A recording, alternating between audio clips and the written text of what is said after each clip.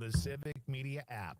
The John and Gordy Show. We're live. Still have RFK Jr. in What a my deal. sights here. Oh, Because okay. he wants Thanks synthetic for joining food us, dyes out of the you American people, food supply. for the But Todd Allbaugh show Mars isn't playing on along. Thursday, People can August freely buy 21st. cannabis, We had about THC 35 products, seconds until the show alcohol, begins. How about and that? cigarettes. Welcome, everyone. Vibrantly colored candy is an issue? Give me a break. Oh, that sounds like a fun group. Weekday morning, 6 till 8.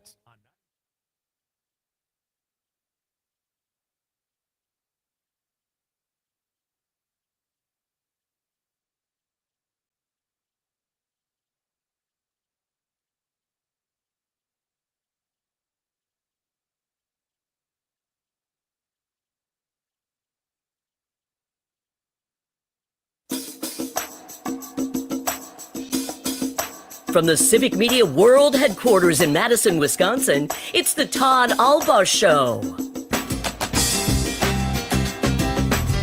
And now, pursuing truth wherever it may lead, here's your host, Todd Allbaugh.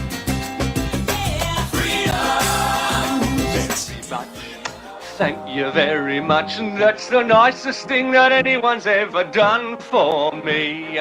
It sounds a bit bizarre, but things the way they are, I feel as if another life's begun for me. And if I had a cannon, I would fire it to add a sort of celebration touch. But since I left me cannon at home, I simply have to say thank you very, very, very much. Thank you very, very, very much. Wisconsin on the Civic Media Radio Network and streaming worldwide on the Civic Media app. Good afternoon, everybody. Todd Allbaugh, along with Mr. Aaron Zommers, our producer and engineer. It is Thursday, the 21st of August, 2025. It is a particularly great day to be a Wisconsinite. Welcome in, everyone. Glad to have you along here. Beautiful, partly sunny skies at the old world headquarters in downtown Madison. Zommers, how the heck are you? Doing pretty well, but it seems like you're doing very well. Well, I'm doing very well indeed. Thank you so very much for asking. First and foremost, doing well because right now, now we're going to the bottom of the third down at Wrigley Field in Chicago. The Brewers are up on the Cubs 2-0. They took, it was a tough loss last night for the Brew Crew, but they are back on track, up 2-0 now, going to the bottom of the third down in Wrigley. Many of ours, or at least some of our stations here across the Civic Media Radio Network, are carrying that game over terrestrial radio, and the app carries our show because we aren't allowed to stream the Brewer games for contractual reasons, as they say. Well, so we'll keep track of that game. Also, I'm in a good mood, Zommers, because Dan Schaefer, our political editor here at Civic Media, the founder of the Recombobulation Area, been a minute since he's been on, but he'll be in talking George Webb hamburgers and the Brewers. He stood in line. He got his burger. So we'll ask Schaefer how that was. And also he's doing an online poll right now for the Democratic nomination for governor. We'll talk to him about that. He has a great article at the Recombobulation Area on the all too early breakdown for the 2026 race for Wisconsin governor, and we'll ask him about anything else he wants to talk about. You never run out of things to talk about with Dan Schaefer. It's because he pays attention to a lot of things, and he's always thinking. He's never so poor he can't pay attention, that Dan Schaefer. He is rich with knowledge. And in hour two, we got a little what's worse for you, dealing with bread or water. No, close, but we'll tell you about that. No, lots to get to. Associated Press, Wisconsin court commissioner resigning after a dispute over an immigration warrant. We'll talk to you about that. Also, do you care about window seats when you fly, Zommers? Are you a window seat kind of guy? Well, I've only been on like 2 flights, so I don't really have an opinion on that. United and Delta Airlines are being sued for selling windowless window seats. We'll discuss that a little bit. Also, maybe we'll get to this with Schaefer. Politico reporting that the Democratic National Committee is having money problems after my least favorite Martin is in control. So we'll discuss that. Pardon me, I'm a little hoarse. And also, this is very big news later in the show. Donald Trump is coming out tonight, which apparently is no surprise to Melania, but it's true. Trump is coming out tonight And we will discuss all that and much, much more. But first, heading the news. And normally I would not talk in celebratory terms about the passing of someone because it's a little uncouth, as they say. But once in a while, I think the world is probably better off because certain ideas are no longer around. So a headline here, just breaking over the last half an hour or so. This is from the dailybeast.com. Trump's hardline right evangelical leader James Dobson, dead at 89. Now, let me preface this by saying we were just up at, by the way, many thanks to the great folks up at WFHR in Wisconsin Rapids, who put on the dog for us, as they say, rolled out the red carpet. Many thanks. Everybody's so nice up there. They're so happy and appreciative and nice. And they could not have been better hosts, and we thank them so very much, and better teammates, better colleagues, all the people that stopped by. The townsfolk and people of the greater Wisconsin Rapids area was fantastic as well. And what struck me, we talked about this yesterday, is you had a VFW table there of our great veterans giving out flags for a donation. And also next to it, you had an ecumenical church table of different faiths.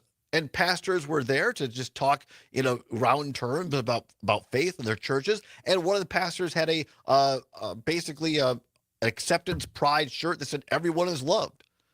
And those are the kind of churches I think do a lot of good in our communities all across Wisconsin. Lutherans, Catholics, Methodists, Wesleyan, that are accepting, that talk about Christianity in terms of Christ, example, of loving everyone and accepting everyone and giving hope.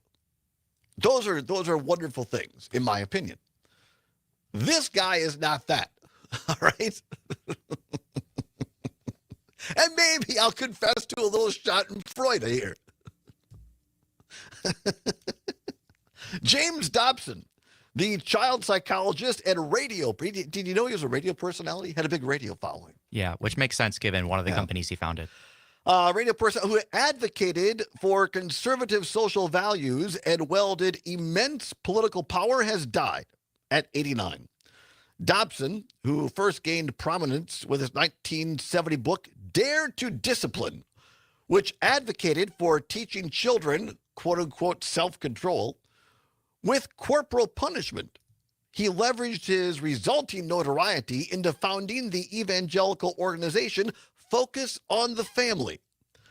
As a key architect of the religious right, he also co-founded the Family Research Council, an organization designed as an anti-LGBTQ plus hate group by the Southern Poverty Law Center for propagating propaganda linking homosexuality to pedophilia and claiming the Democratic Party is run by quote-unquote Jews.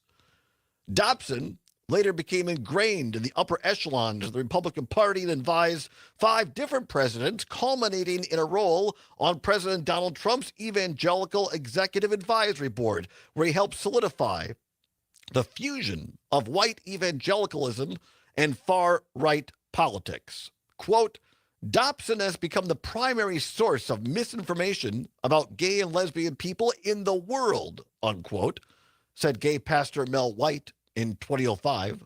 Quote, he is single-handedly doing more damage to the truth than anyone else, in our opinion, unquote.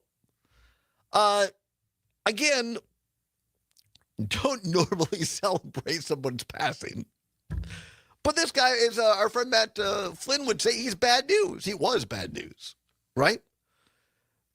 And I think the most disturbing thing to me about this guy is he was fine with perpetuating absolute lies about folks like me who happen to be gay. And I have no doubt that this guy is single-handedly responsible for multiple death by suicide of young people around the world, because he made them feel that the way that you were created is wrong and that there's something wrong with you and you're evil and God doesn't love you. And I think that's despicable. And I think it's really unfortunate. This guy had a platform for all those years. And the sad thing is he monetized it and he lived high on the hog.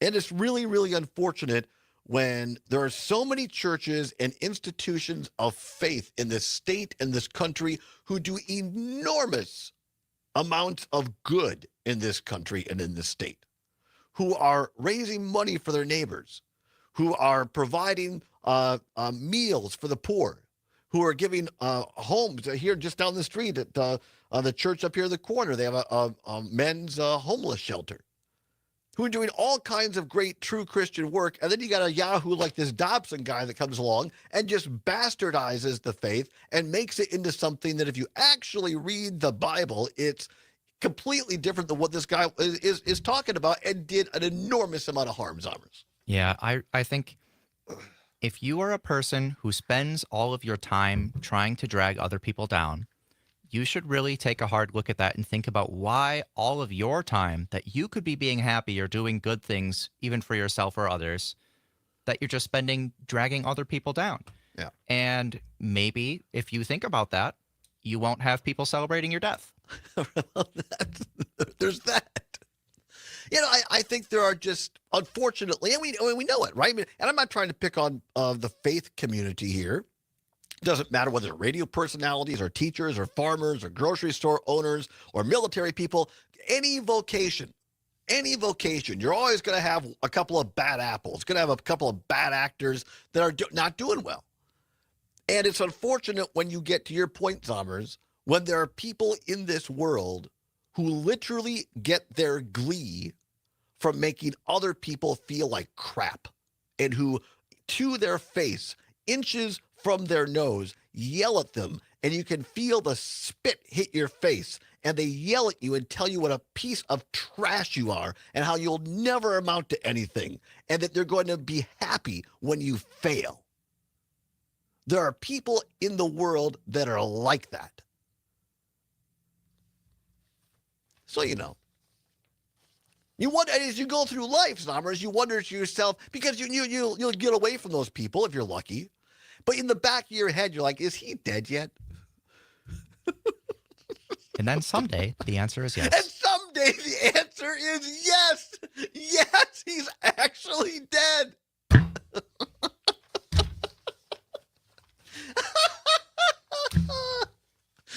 So I'm a little giddy today, because I think that when these very few people in the world pass, look, the world's a better place. The overall level of happiness in the world raised a little bit today. It certainly did for me. Anyway, James Dobson, dead at the age of 89. And it's just a good reminder. It comes to all of us. I think people try to cheat death, right? Try to get around death. It's going to come to all of us. The question is, are we personally prepared for that? Whatever that means to each and every one of us as individuals on a particular journey. So, you know, just be nice to people. I think that's a good reminder. Don't you? I would like to be remembered as somebody who was kind and helpful, at least to some degree, you know.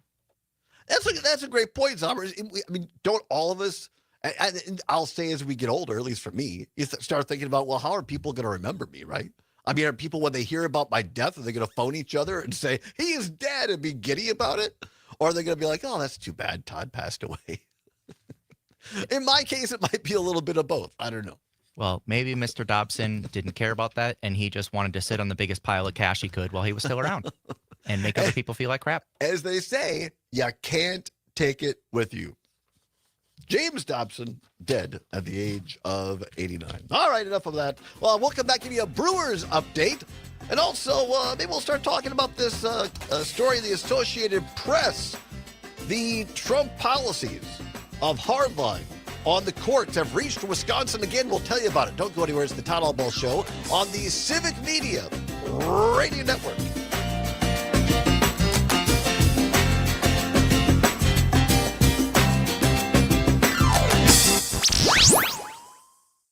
Welcome to Madison's Real News and Great Conversation, 92.7 WMDX. There's nothing quite like the perfect bra fit. And at Allure Intimate Apparel, that's exactly what their expert bra fitting specialists deliver.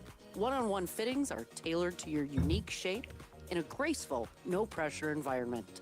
From everyday comfort to special occasion elegance, Allure makes sure your bra fit feels as good as it looks. Experience a new standard of personal attention, coming soon to the Hilldale Shopping Center. Visit allurefits.com. Summer is on at Sugar River Pizza with 3 Sugar awesome River locations Pizza? in Sun I could go Prairie, for some Verona, Sugar and River New Pizza. Glarus. Grab a seat. I've only at the had it gorgeous once. patio and It was enjoy when, the breathtaking view. they Catch catered live the, music every Thursday evening arcade at their Sun bar Prairie holiday location. party. Oh, And that's sip right. From 48 It was beers very on good. tap or a It was glass solid. of your They also had favorite some wine. good non-pizza Craving things. something amazing? The pizza and pasta are melt in your mouth delicious. And yes, they cater. Make it a summer to savor. Only at Sugar River Pizza. SugarRiverPizza.com. You're still glowing, flirting, grooving. You still got it. But your immune system You hear that, weakens as Todd? you age, You still got making it. it harder Still to fight got flu, pneumococcal pneumonia, RSV, and Pneumococcal COVID-19. pneumonia.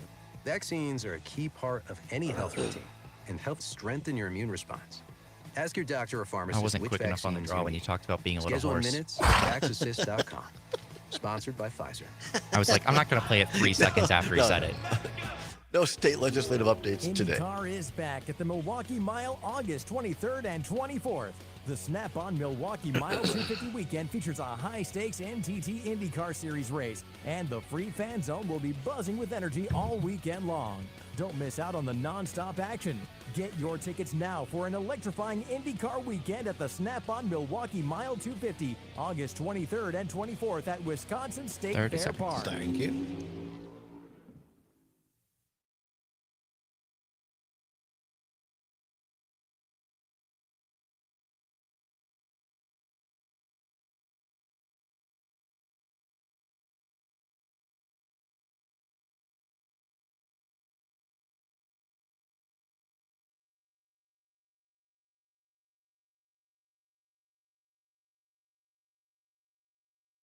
Let the joyous news be spread, the wicked old witch at last is dead.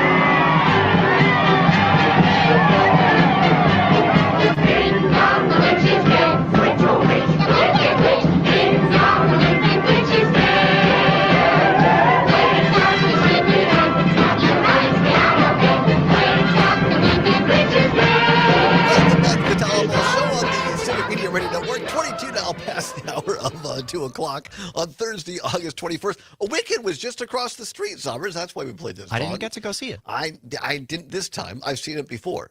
Great. If you ever get a chance, of course, that is from the original Wizard of Oz. But Wicked. Same storyline, you know. Yeah, absolutely. All happens in Oz. Great lineup of Broadway shows. If you get into Madison or if you're listening to us on WMDX, check it out. Overture Center. I believe it's .com, maybe it's .org, but Overture Center. A great lineup of Broadway shows. Speaking of, we're going to be down the street tonight, later on, Zommers. If you want to come down and say hi, I have the later shift, but the night market, the Madison night market tonight from 5 until 9. So stop on down and see us at the WMDX set. John and Gordy, our great friends John and Gordy, and Dom, the Italian stallion, is going to be there as well. That he will. I will not. Dominic Lee, yeah. No? I won't be there because having a game night with some friends, the last one before one of them is about to give birth. So I don't feel like missing that. No, not at all. And also a shout out to my longtime friend, one of my former trainers, Joe Dale Birkland, celebrating a birthday today out there in beautiful Fort Collins, Colorado. So happy birthday, Joe. Hope he's having a great time out there. Shout out to he and his lovely wife, Rachel, in Fort Collins, Colorado, listening in out there on the old Civic Media app. So happy birthday, Joe. Great guy. My niece, when she was little, used to call him Pizza Hut, but it's a whole other story. Anyway, coming up to the bottom of the hour, just thereafter, Dan Schaefer is going to help us recombobulate on Wisconsin politics, talk a little gubernatorial race, going to talk about little Brewers and George Webb hamburgers. By the way, the Brewers right now still out in front of the Cubs in the bottom of the fourth inning. The Brewers 2, the Cubs 0. We'll keep track of that and that game across the air on some of our Civic Media stations over the radio station. This from the Associated Press. An important story. Headline: Wisconsin court commissioner resigns after dispute over an immigration warrant. This is an unfortunate story. It's a sad story, but an important story because too often we hear about these things happening in Washington, D.C., and we think, well, how the heck is it going to affect us here in Wisconsin? Well, here is just another example of what happens. Headline, or the Dateline Madison, Associated Press: a Wisconsin court commissioner has resigned from his job after he asked to see an immigration arrest warrant. The latest conflict between judges and President Donald Trump's administration over the Republicans' sweeping immigration crackdown. Peter Nafis, N-A-V-I-S, Nafis, who worked as a Walworth County Court Commissioner for 4 years, resigned from his position last month. County Clerk Michelle Jacobs said that today. She declined to comment further because it's a personnel matter. The incident that cost Nafis his job happened on July 15th. It was first reported on Thursday today by the Milwaukee Journal-Sentinel. The blow-up in Nafis's courtroom comes after Milwaukee County Circuit Court Judge Hannah Dugan was arrested and charged in May with obstructing federal officers and attempting to hide a person to avoid arrest. Authorities said Dugan tried to help a man who was in the country illegally to evade U.S. immigration agents who wanted to arrest him in her courthouse. Dugan is seeking to have the charges against her dropped, arguing that she was acting in her official capacity as judge and therefore is immune from prosecution. A ruling on that motion by U.S. Judge Lynn Edelman is pending. Now, Nafis was presiding in his courtroom that day in the case of Enrique Onan Zamora Castro of Milwaukee. Now, this guy was facing a misdemeanor charge of operating a vehicle without a valid driver's license for the second time in 3 years. A court transcript shows that Judge Nafis objected to sheriff's deputies attempting to detain Castro on behalf of U.S. Immigration and Custom Enforcement, or ICE for short, without, let me say that again, without a valid federal warrant. Quote, in my courtroom, a person cannot be detained without lawful authority, unquote, Nafis said in the transcript. The prosecutor, Assistant District Attorney Andrew Herman, said Nafis had no right to see the warrant, according to the transcript. Herman did not respond to a voicemail seeking comment. Let me step away from the story. First of all, I'm no Maggie Dawn, I'm no Matt Flynn, I'm no Jim Santel, attorneys all.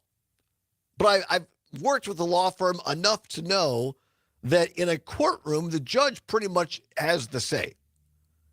And for not even an assistant DA to tell a judge, you don't have the right to see a warrant? I mean, is this Andrew Herman dude on drugs? No wonder he didn't respond to a voicemail from the Associated Press and the Journal-Sentinel. Back to the story in the AP. According to the transcript, Nafis said, quote, I've been instructed by the judges of this county to require warrants before individuals are detained in my courtroom, unquote. None of the 4 Walworth County judges returned emails seeking comment. Walworth County Clerk of Courts Michelle Jacobs said deputies routinely arrest people on warrants in the courthouse. Walworth County Sheriff Dave Gerber said ICE officials did not respond to email messages seeking comment. Walworth County is home to about 100,000 people in south central Wisconsin along the Illinois border. We'll ask Dan Schaefer here in a minute or two what he thinks about this. But again, and this guy has resigned. This judge has resigned. County commissioner, I guess I should say. Court commissioner. Because of the pressure put on by the Trump administration for the audacity of asking for a warrant, to see a warrant for somebody's arrest, following the Constitution. We're going to come on back. Farm News of Pam Yonke next. Don't go anywhere. And then we're going to recombobulate with Dan Schaefer. What was it like getting a George Webb burger? You're going to find out on the other side on the Civic Media Radio Network.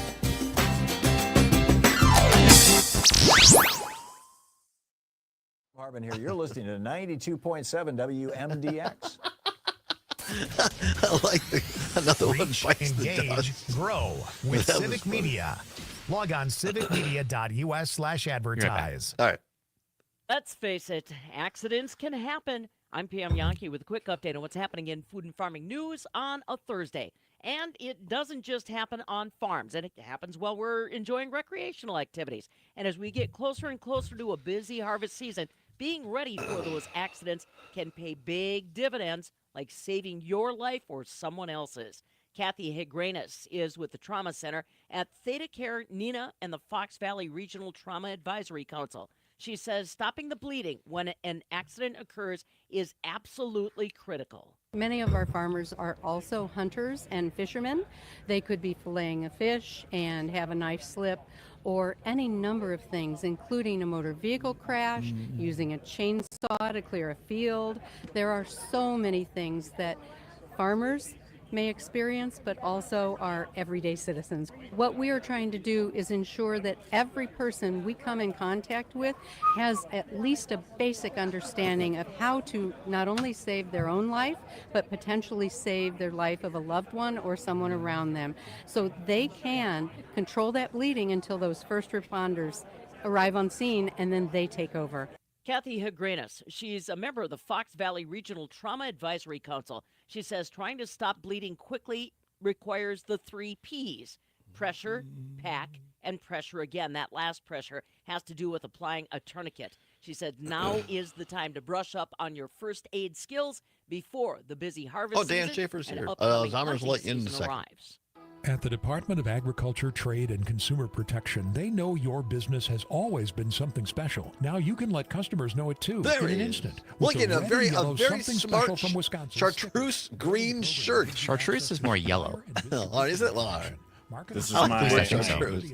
Tommy Boy Callahan Auto Oh. t-shirt. Oh, very nice. I like that. My favorite Chris Farley movie. Always been something special. Visit somethingspecialfromwisconsin.com. That is to make it amazing. official.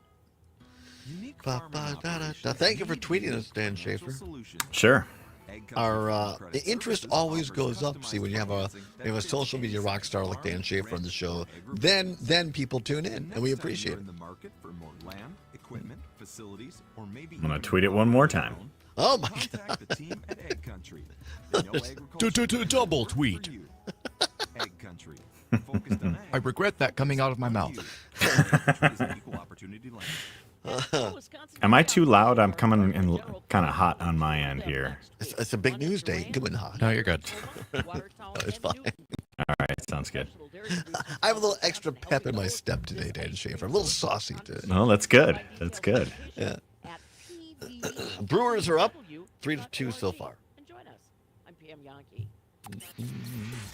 Come work with us. Civic Media has a number of I'm getting excited for the game this weekend. I've got tickets to the Euchre celebration on Oh my Sunday. gosh, that's amazing. Good Me and a for couple you. friends jumped on those right as they announced them this that's spring. awesome. So That's so cool. Possible Yeah. again overnight. Staying sunny tomorrow, with high temperatures scraping the low 80s. Ahead of a cold front moving through Friday night into early Saturday morning, which could spark some sprinkles. I'm meteorologist Brittany Merlot. It's 73 degrees at our studios. I'm Rick Smith, host of The Rick Smith Show.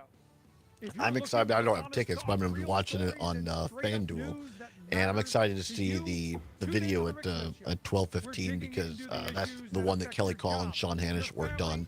That apparently they did for the private celebration of life, and so now Oh, wow. they show it to everybody. Oh, that will be very cool. Yeah, I've heard. I haven't seen it, but I heard it's really, really good. Yeah. And Bob Costas is going to be there broadcasting with MLB. Yeah. Yeah. Super cool. Why is cookie dough in everything now? It was fun when you were a kid and actually ate the cookie dough, but in ice cream, it's just it's like an interruption for the gorgeous texture that is cold cream ice cream. And then, and here's 30 this seconds. uncooked egg I like and this whatever it promo. is. There's a fudge ribbon swirl, awesome. Vanilla ice cream, great. Peanut butter cups, great. Nuts, awesome. Cookie dough, barf. Nightlight with Pete Schwaba. Pay attention now to the Weeknights from opening, 6 Dan. till 8 on your locals. We've updated it for you. Oh, boy.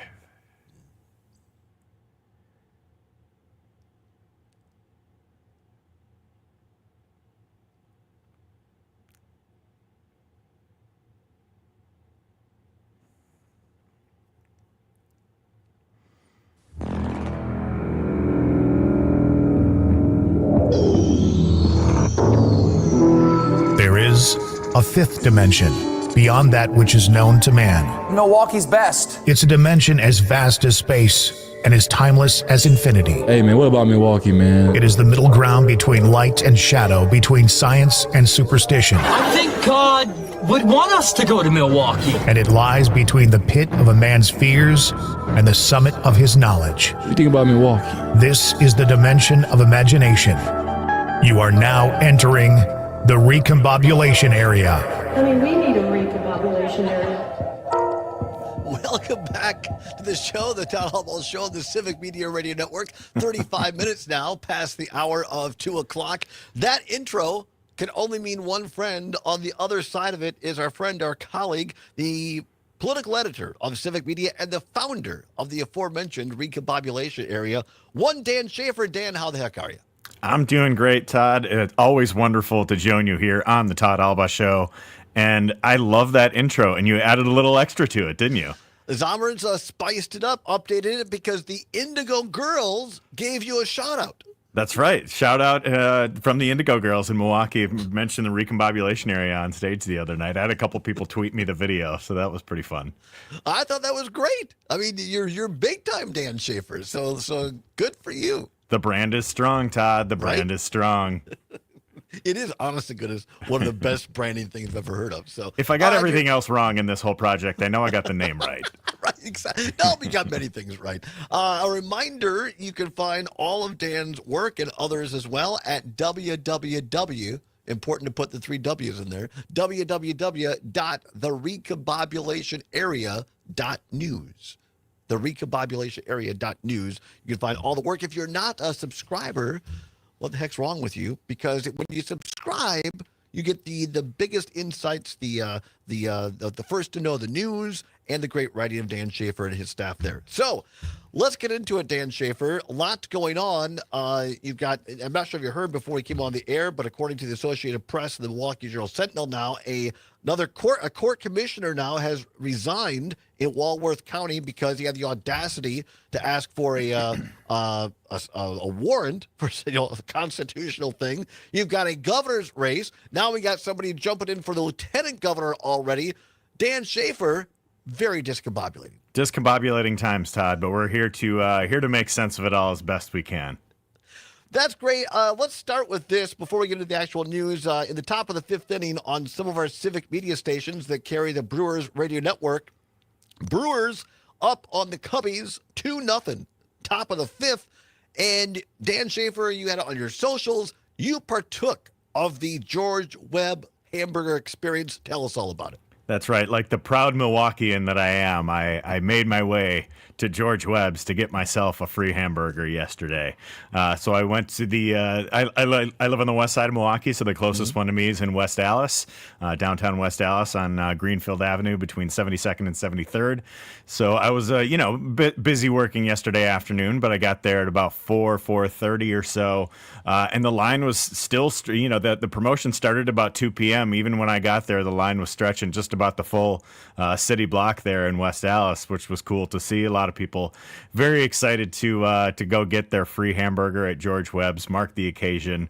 I think it is less about the actual meal itself than just being there and being part of the history that is the what turned out to be a 14-game winning streak for the Milwaukee Brewers, and passing the 12-game winning streak prediction from George Webb's. And so made it through the line pretty quick. Got through the folks working there were busy, but they said it's been good.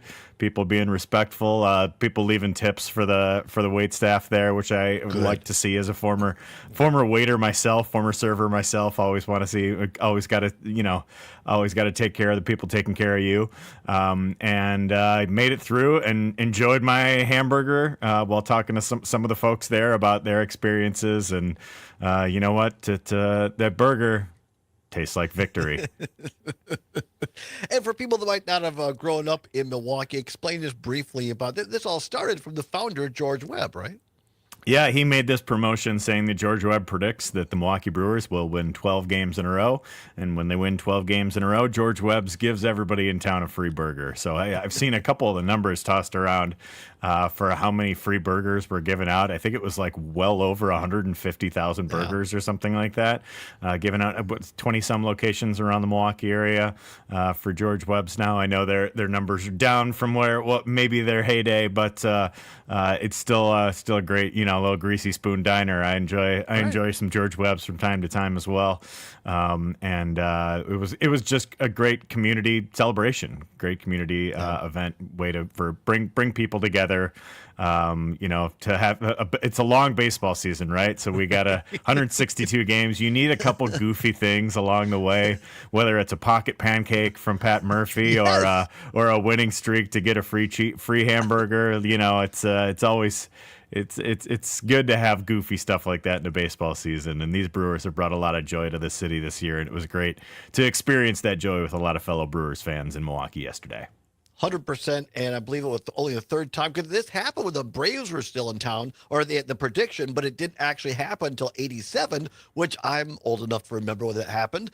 And it was the same year Juan Nieves got his no-hitter.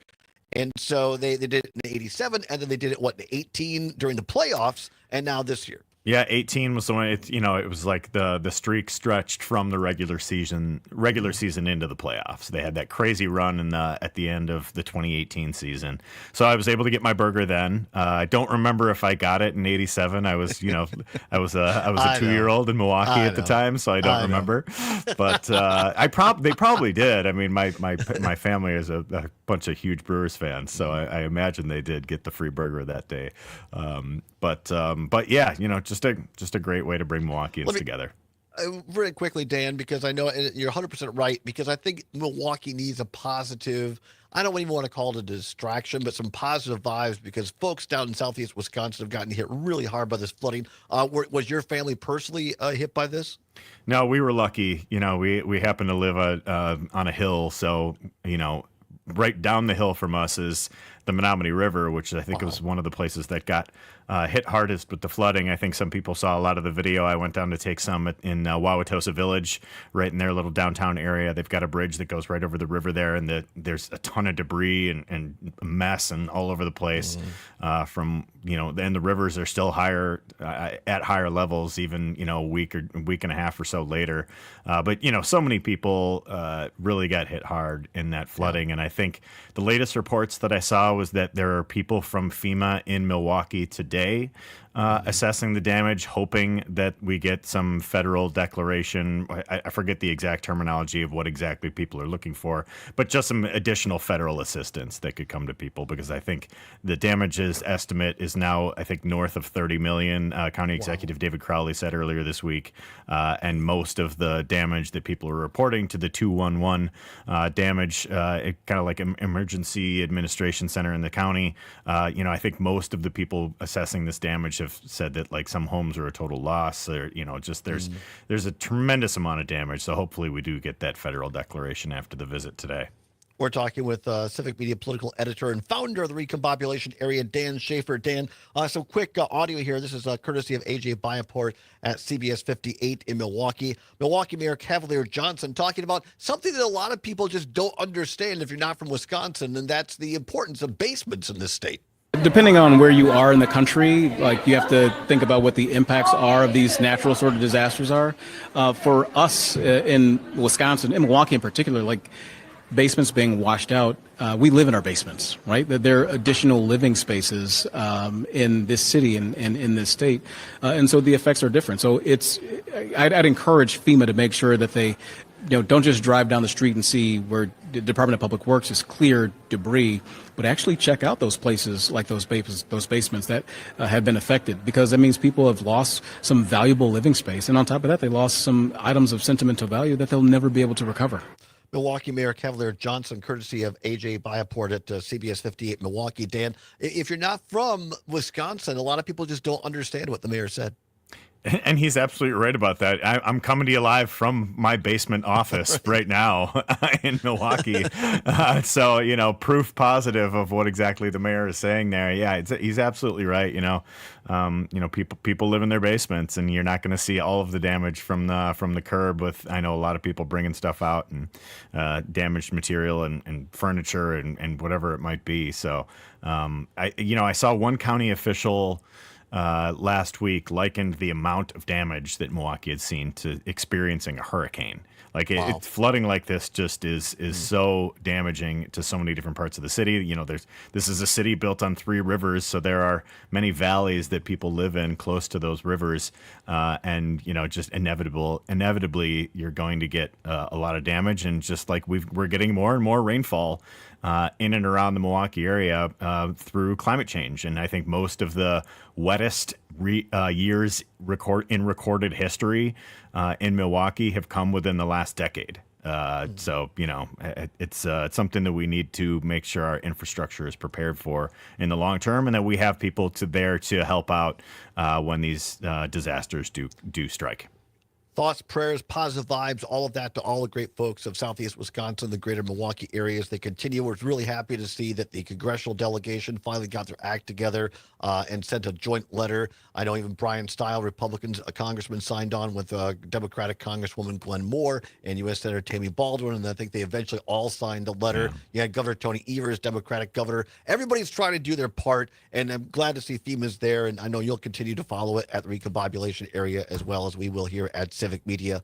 Let's get into a recombobulation area. The story you most recently wrote, Dan, the headline is "A Too Early Breakdown of the 2026 Race for Wisconsin Governor." It's just under a year from the primary. We're not even quite a year to the general, but already Wisconsin's ground zero for political talk. Always is, right? There's no shortage of political news in our fair state here, and I think with Governor Evers announcing that he would not be seeking a third term, with some of the early Sarah Rodriguez announcing early, some of the other folks like Kelda Roy's making some news on the Todd Allbaugh show. What was it last week? Now we were forced, and it wasn't planned. I didn't know. People were like, "Oh, you set it up." No, we actually thought she was going to join us from her office up the street at the Capitol, and she showed up. And we're always happy when anybody shows up for our show. We're happy. I get the cleaning people on here, whatever. But no, we were very, very happy when Senator Royce was here, and yeah, she made some news that was nice. Made some news, yeah. So I wrote a little bit about, just and I had put out a call before I went on vacation earlier this month. I put out a call for questions for a summer mailbag, and all of the questions were about this same topic. So I just figured might as well just dive in and give my too early breakdown of where things are, both on the Democratic side and on the Republican side. Follow Dan at on Twitter X at Dan R. Schaefer, Schafer. He's got a poll going on right now. This is really interesting, Dan. You said, who would you vote for in a Democratic primary for governor in Wisconsin? What, a little over an hour left? Are you surprised by the results? A little bit, yeah. So I identified in my piece that I thought there was kind of a big four with the potential and, likely Democratic candidates. That four being Attorney General Josh Kaul, Lieutenant Governor Sarah Rodriguez, Milwaukee County Executive David Crowley, and State Senator Kelda Royce. So I put those four in the poll today to just see what... Time out. Because they want us to do teases now. So here's the tease. Okay. Stay tuned. On the other side, we'll tell you who is leading in Dan Schaefer's poll. The results may surprise you. Don't go anywhere. It's Schaefer, it's Zowers, it's Allbaugh and you. And it's the Todd Allbaugh Show on the Civic Media Radio Network.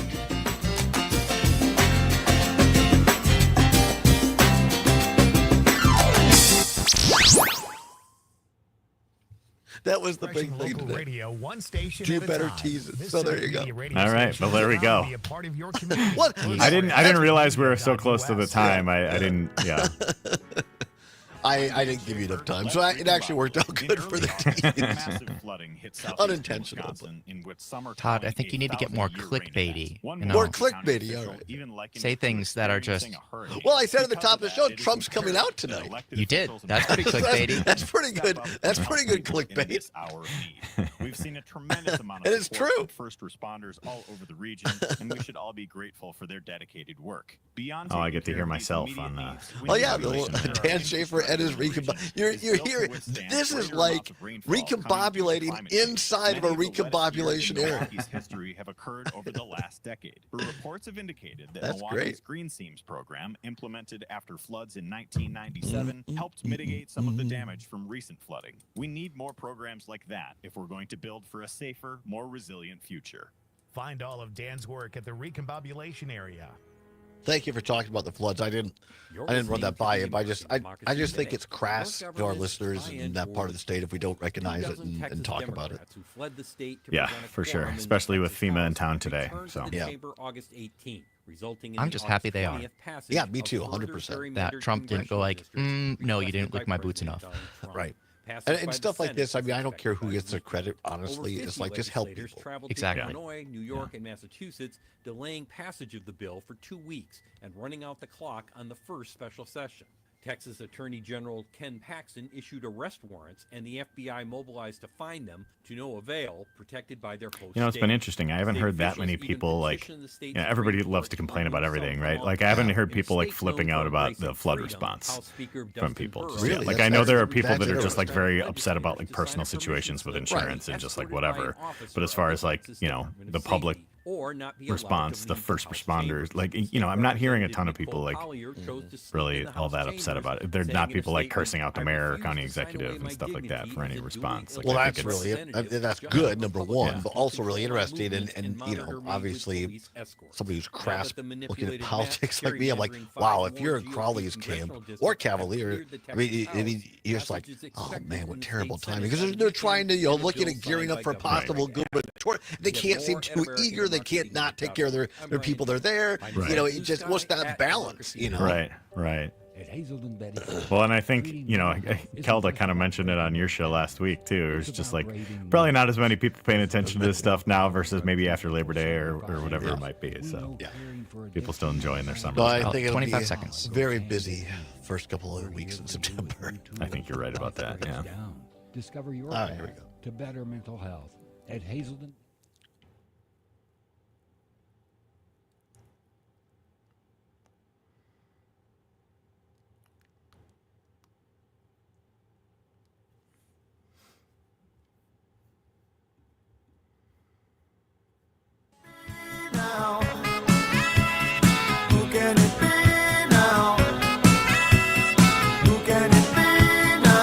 Welcome back to the Todd Show on the Civic Media Radio Network. It is now 8 before the hour of 3 o'clock. Coming up in hour 2, a little what's worse for you.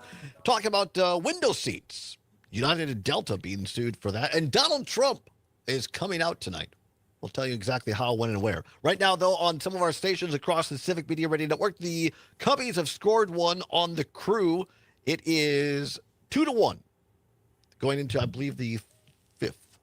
It went to commercial right before I could look at it. But anyway, the Brew Crew is still up 2-1 on the Cubs. We're joined right now for some recombobulation time. The founder, the editor of the recombobulation area, and also the political editor of Civic Media, Dan Schaefer, joins us from his, basement office in Milwaukee. That is a thing in the Midwest, folks. Dan, right before we went to break, you have this great piece at the recombobulation area. Please subscribe, folks. Go to www.therecombobulationarea.news. Headline, a too early breakdown of the 2026 race for governor in Wisconsin. You have a new poll on Twitter ending soon where you put Josh Call, Sarah Rodriguez, David Crowley, and Kelda Royce. Do tell, Dan Schaefer. Some interesting results here from this very unscientific Twitter poll that we've put up this afternoon. So as I identified in the column, I think there is kind of a big four for potential Democratic candidates in this primary. There are others that we're monitoring, others who will be part of this. But, you know, just from the outset, this too early breakdown, that's what I identified. So of those four, Drum roll, please. Sarah Rodriguez leading the field there with about 36%. Josh Kaul at about 30%. David Crowley at about 23%. And Kelda Roy's at about 11% from that big four. So what do you make of that, Mr. Allbaugh? I find it very, very interesting because you have a large social media following. You have what? How many followers do you have on Twitter? I don't have it in front of me because I took a screenshot of it. But you have a lot of followers on Twitter. I do. It's over 35,000. 35,000. I'm not saying that all of them are in Wisconsin. I would say, yes or no, most of them are more on the Democratic side than Republican side. Certainly. So yes. A sampling of a potential universe of 35,000 leans more Democrat than Republican. Josh Kaul, everybody thought was going to be, the Attorney General would be the star. He's coming in second to Sarah Rodriguez, the current Lieutenant Governor. David Crowley, the county executive of Milwaukee County, and then you got Kelda Roy, state senator in Madison. I think it speaks. You said it. Look, it's unscientific. It's more just kind of fun. But I wouldn't dismiss it because of your following, Dan. I mean, the Lieutenant Governor's been on our show. She's been on Jane McNair's show.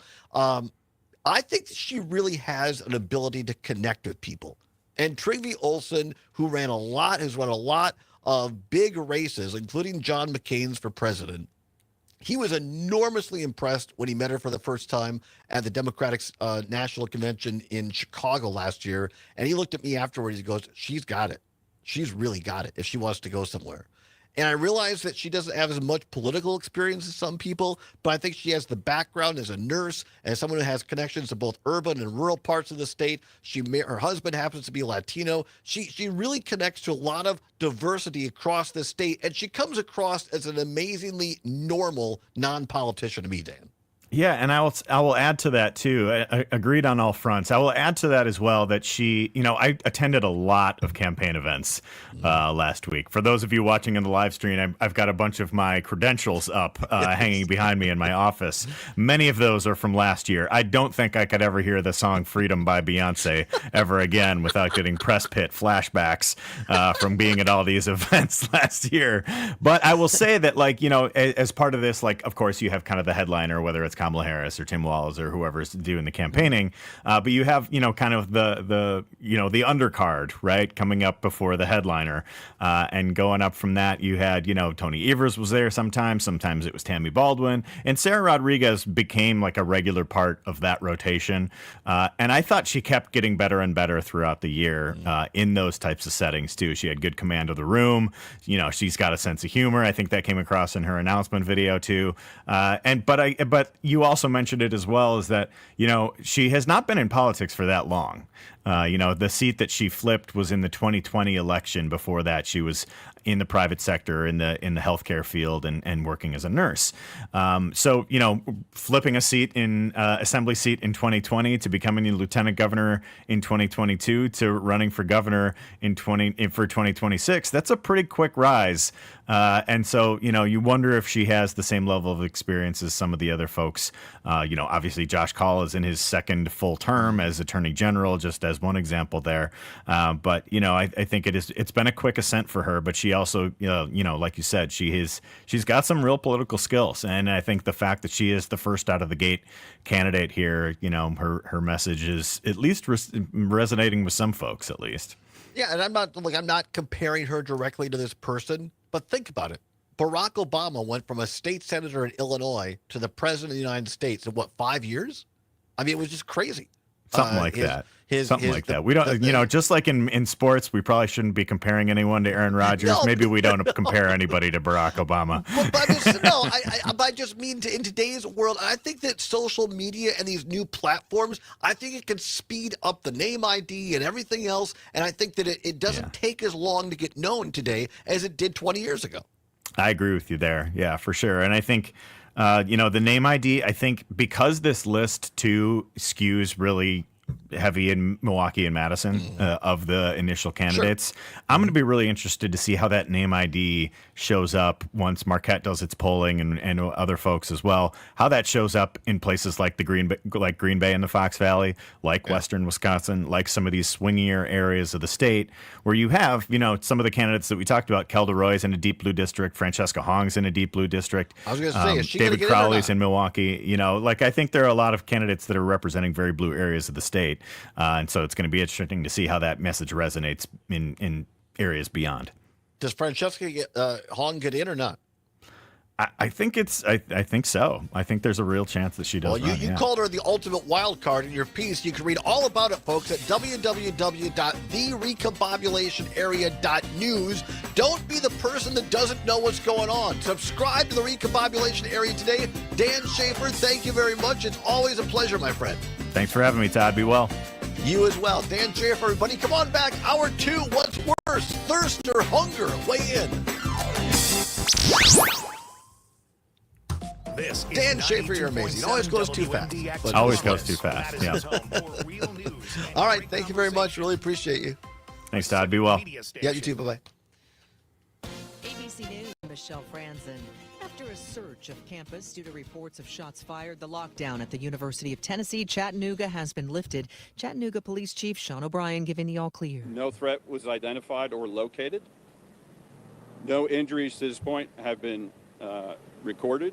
Nobody has been transported to the hospital. Classes are canceled until tomorrow. Nearly 24 countries, including Britain and Canada, have condemned the Israeli government's plans to move forward with settlement expansions in the occupied West Bank and East Jerusalem. It would divide the West Bank, making a Palestinian state logistically impossible.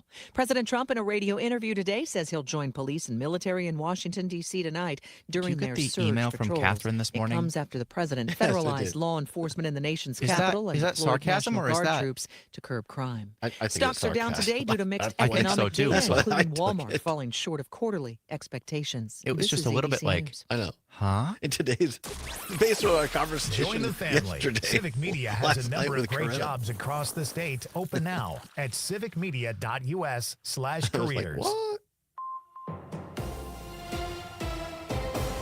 For 92.7 WMDX News, I'm I'm Savannah sure it was Tomei just because Olsen. you're always out FEMA doing has landed things. in She Wisconsin. put my name Federal with an officials exclamation arrived in point Milwaukee after she today to said start that. surveying storm damage. They're here on a fact-finding mission to evaluate all the damage and how much it would cost to Don't fix. say They'll be things talking like with this people and during touring this their particular homes. week. Milwaukee Right. County This Executive is David survival Crowley says week. this step is required before the federal government can watching on the consider stream, giving financial aid. Uh, After they our do this owner is assessment, gone on staff a from well-deserved FEMA will vacation. give their And recommendation historically on in this whether or not there company, should be a whenever he's presidential gone- disaster declaration. That's what's needed to unlock Big federal things. assistance Big programs things and happen. federal money. Somebody gets the Crowley's act. office says the So flooding has Zommers and caused I an this week are estimated trying to $34 million keep our heads in down. damage. Just Meanwhile, trying we've to got another candidate entering get the through race the for week. governor. Shall we Avoid people.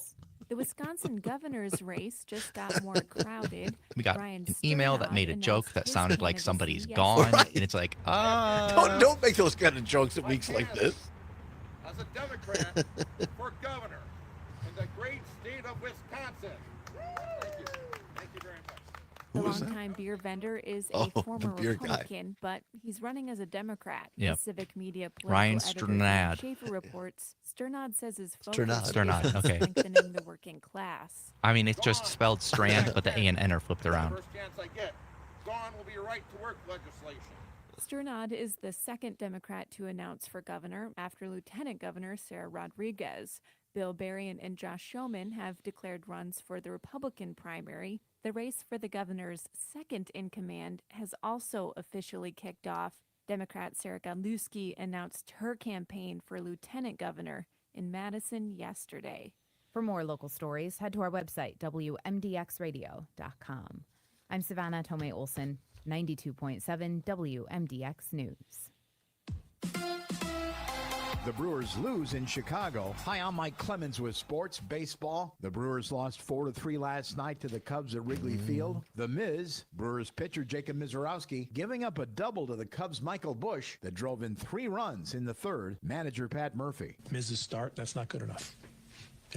That's not good enough. He lost his, whatever you want to call it, focus, whatever you want to call it, but that's not good enough. The Cubs have now beat the Brewers 3 games in a row. Christian Yelich had this to say. Who cares? You play the games, right? You're going to win some, you're going to lose some. And you got to compete.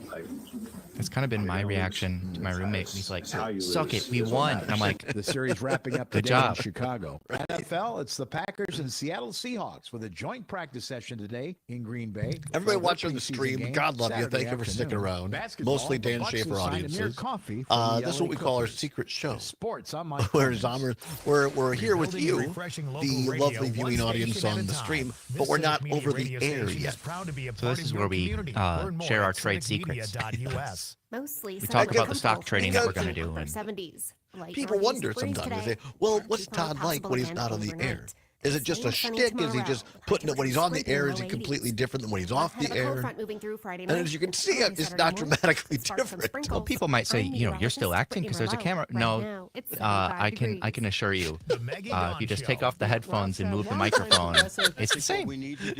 Sadly for Zommers, there is no real difference. Trump and resist fascism. He has to put up with me, whether I'm on the air or not. Dirty and nasty as the Republicans are in Texas. I still disagree. The Democrats, if they talk about it plainly, say, we will de-escalate. You have to agree to do so too. Otherwise, we're just laying down and taking it. The award-winning Maggie Dawn Show. Weekday afternoons from 4 until 6. Hey there, Wisconsin. Tom Hartman here. Triggered. Democracy is not a spectator sport, so join me each and every weekday right here on Civic Media for the Tom Hartman program. Every time he hears this 11 music, a.m. he has to 2 the p.m. Covering the news indescribable today, sharing urge to ways buy for you to crypto. get off the sidelines and get Or active in the deodorant, community. or total liver supplement, Starts with you. or any number of other things. Oh, Terry 30 Barr's seconds. watching. Hi, Terry. How are Monday you? through Friday from 11 a.m. to 2 By the p.m. way, I right was here not the one who got on rid of your local live Civic at the Media beginning of radio it. It was upper management, so Peterson we and could Gordy because Young. Terry would come on and she'd say live, and it was fantastic. They would just take the live out.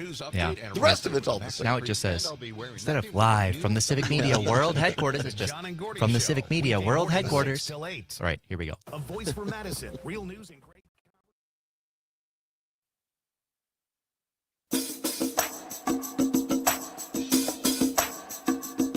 From the Civic Media World Headquarters in Madison, Wisconsin, it's the Todd Allbaugh Show. And now, pursuing truth wherever it may lead, here's your host, Todd Allbaugh. Across Wisconsin on the Civic Media Radio Network and streaming worldwide on the Civic Media app. Good afternoon, everybody. Todd Allbaugh, along with Mr. Aaron Zommers, our producer and engineer on the board. It's 6 minutes past the hour of 3 o'clock. Welcome into hour number 2 of the big program on Thursday, August 21st, 2025. It is a great day to be a Wisconsinite. Welcome into hour number 2, everybody, here at the world headquarters of Civic Media, downtown Madison.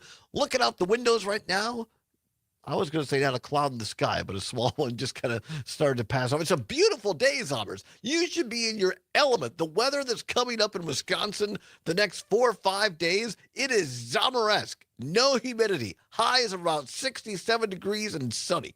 I am quite pleased. Yeah, it's all I need is some sunglasses, and I can be outside. Right? How about that? Yeah, the fall is coming early.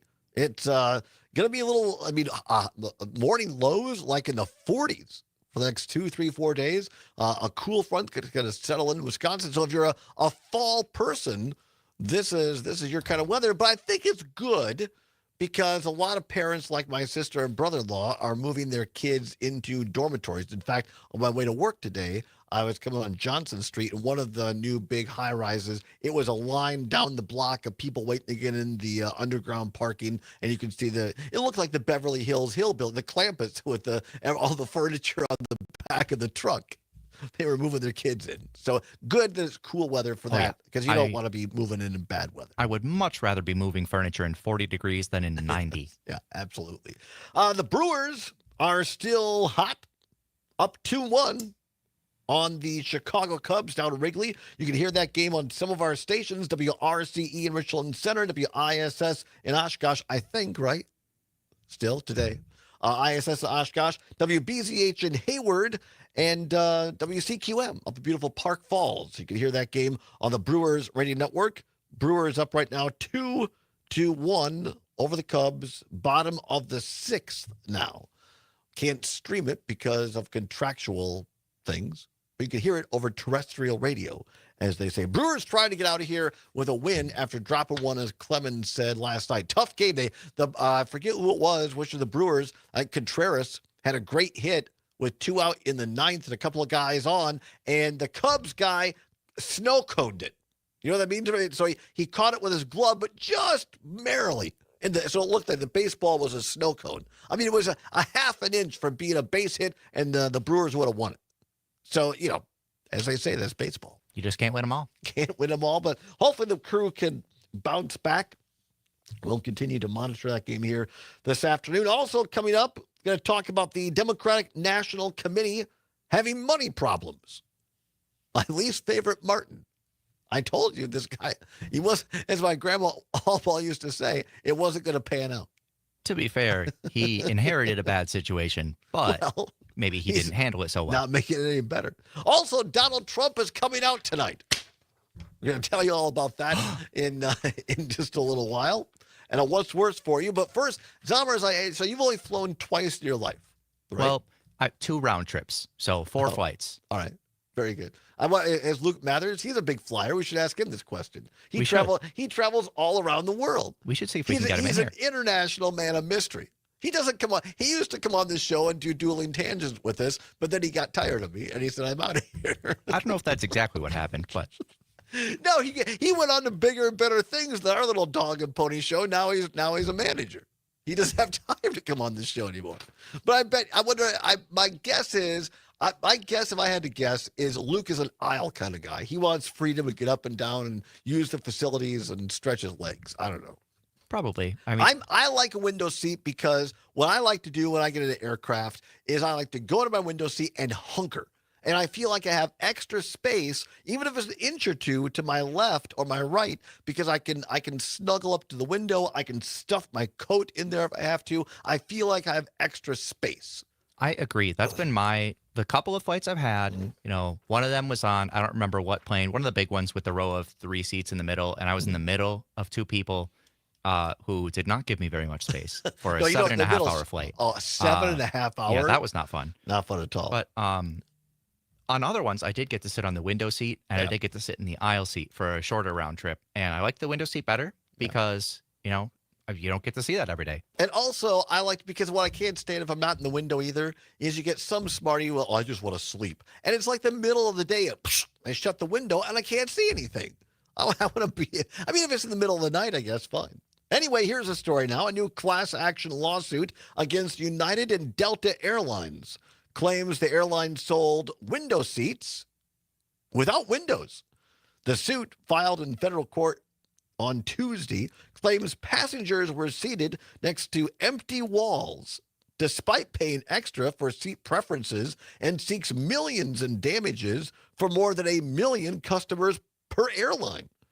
Now, while some aircraft like the Boeing 737, Boeing 757, and Airbus A321 are designed with rows of windowless seats due to air conditioning ducts and other systems, the complaint alleges that Delta and United failed to disclose this information to customers, unlike competitors like American or Alaska Airlines. Quote, had plaintiffs and the class members known that the seats they were purchasing were windowless, they would not have selected them, much less have paid extra money, unquote. The United complaint reads, according to Business Insider, the suit states that Delta passengers can spend $70 or more to choose seats, while the United seats can cost as much as $50 more for domestic flights, $100 for an international flight for a window. I guess maybe I haven't flown in a little. I flew last year a couple of times, but yeah, not good at all. The lawsuit notes the passengers purchase window seats for reasons like extra light, to my point, to occupy and see children, or to mitigate anxious or claustrophobic feelings. United Airlines did not comment on the case. Delta did not respond to the Daily Beast comment for question. I don't know. I think As Ken Lewis likes to say, you're never too poor to pay attention. When you look on the thing, you choose your seat, you got to look and see. I guess what they're claiming is they thought it said window seat. Right. I feel like, I guess I don't know if the listing said window seat and there wasn't a window, or if they just looked at a chart and clicked on one that was on an edge and assumed there was a window there, because those are two different things. One is, I feel like you're just too poor to pay attention. One is false advertising. All right, 14 minutes past the hour of 3 o'clock. Time for What's Worse. Let's go. This or that, this or that. Then, of course, the choice is yours. You can get with this or you can get with that. Once again, for What's Worse, nothing to give away, no prize money involved. It is your chance to have your voice heard on all 10-ish stations. I say ish because some of our stations right now play the Milwaukee Brewers, who are still up 2-1 on the Cubs in the bottom of the 7th inning. All right. And by the way, speaking of the Brewers, make sure you download the old Civic Media app. Get ready to go. Get your texting fingers ready, because if you want to be a part of the Red Hot Milwaukee Brewers, we're going to send you there for free if the price is right. No. If your answer is correct. If your answer is correct. Which it will be. Hopefully, yes. If you listen. So here's how you do it. You download the Civic Media app for free on your Apple or iPhone.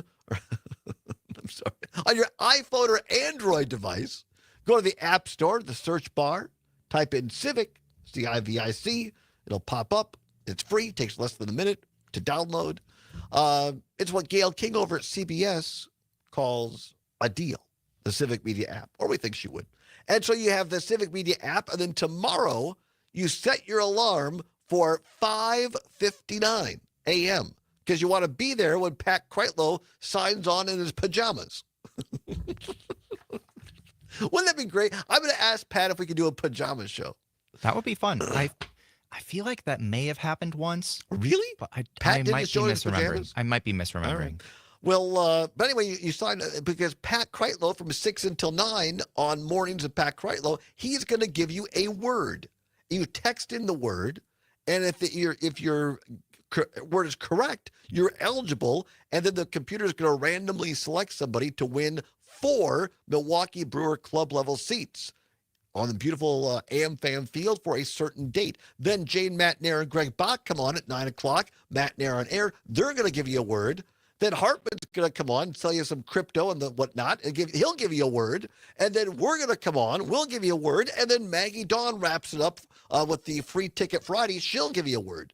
So you're going to want to keep your radio on. We'll all give you a word. If it's correct, then you're eligible, and you're going to win. Somebody's going to win 4 tickets to our club level seats. Free Ticket Friday. Statewide. That's tomorrow. It's a statewide contest. But right now, just your opinion. But which is good enough. Which is good enough, right? Your opinion should be good enough.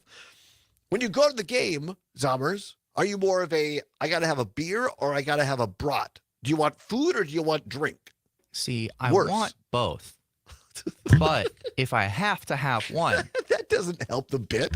All right, let's give people the category first. The category today, what's worse? Thirst or hunger? Thirst or hunger? 855-752-4842. 855-752-4842. For this purpose, you can still call. Now, tomorrow you got to text. But for today, you can either call 855-752-4842, or you can text us on the Or you can comment on YouTube, Facebook, or Twitter. Yes, you can do that as well. I think this is a good category. Thirst or hunger? What's worse? If you're thirsty, you're like, oh, I gotta have something to drink. Or if you're like, I need something to eat right now. What's worse? Thirst or hunger? 855-752-4842. 855-752-4842. I'll tell you what, if you're in the Civic Media seats and it's 90 degrees and sun, I'll tell you which one you're going to want. and it ain't hunger. You want something to drink. Well, of course. To be hot. But you can also go inside in the AC if you win those nice seats. So there is that. Very nice segue, because there is that beautiful, there's a concourse, i.e. a big hallway. Basically. Right behind the seats. And you can go in there and cool down. And if you've never been to the club level before, let me tell you, it's great because you take this big gold elevator up to the club level, and there's a nice person there, and they do your nails. As soon as you get up there, they do your nails, and that's fantastic. And then they give you like nice little shoulder massage, and then they take you to your seats. I think we went to different places. There is an elevator. I'll say there is an elevator. The rest of it is a little creative liberty. That part's true. But no, they're great seats. They're cushioned right in the third base side. You can see the big screen there. It's like a big 4K television, basically, out there in center field. So make sure you listen tomorrow. We'll give away those free tickets. What's worse, thirst or hunger? Thirst or hunger? 855-752-4842. Heather, watching on Facebook up in beautiful Chippewa Valley, Eau Claire, says hunger is way worse. No one wants a hangry person around. You can have a snack like grapes or watermelon that might help with both. Now, that's creative. Grapes, right? A hangry, a combination of hunger and angry. You do not want that. Come on back, thirst or hunger, 855-752-4842. The texts are coming in. We'll read them on the other side. It's the Allbaugh Show across Wisconsin on the Civic Media Radio Network.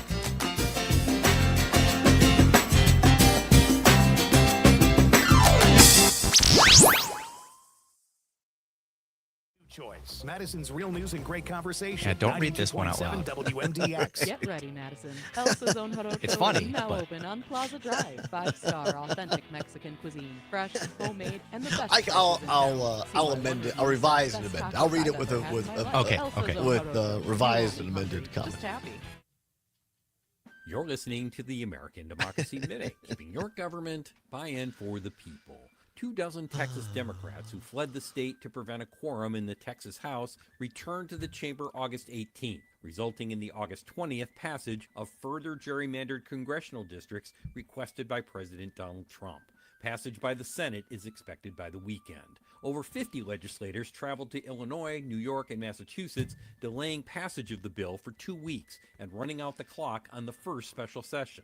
Texas Attorney General Ken Paxton issued arrest warrants, and the FBI mobilized to find them, to no avail, protected by their host states. State officials even petitioned the state Supreme Court to remove some from office. In a state known for embracing freedom, House Speaker Dustin Burrows required the returning Democratic legislators to sign a permission slip and be escorted by an officer of the Texas Department of Safety, or not be allowed to leave the House chambers. State Representative Nicole Collier chose to sleep in the House chambers. There are a bunch of contest texts going on right now, I think. I sign away my dignity as a duly elected representative just so Republicans can control my movements and monitor me with police escorts. Now that the manipulated maps gerrymandering 5 more GOP congressional districts have cleared the Texas House, passage is expected in the state Senate by the weekend and the bill signed by Governor Greg Abbott. We have more at AmericanDemocracyMinute.org. I'm Brian Beal. Find us on Blue Sky at Democracy Minute. The Dane County Humane Society offers programs for humans of all ages. For kids, there's Camp Paw Print, Scout Workshops, After Dark, and the new Camp Wild Side. They also offer field trips, birthday parties, service days, and their new Paws and Pages reading program. Learn more at giveshelter.org/education.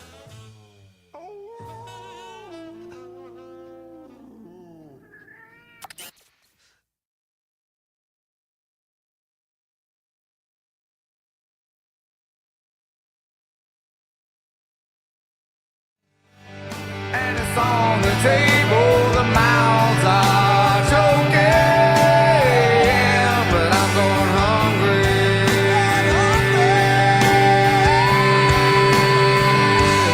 I'm going hungry.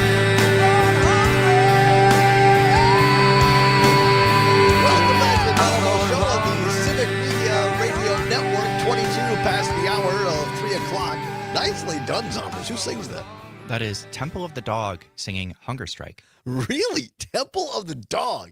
Yeah, it's singing Hunger Strike. Some iconic vocalists. You got Eddie Vedder, known for Pearl Jam. And you In got that, really? Chris Cornell, Wow. known more for Soundgarden.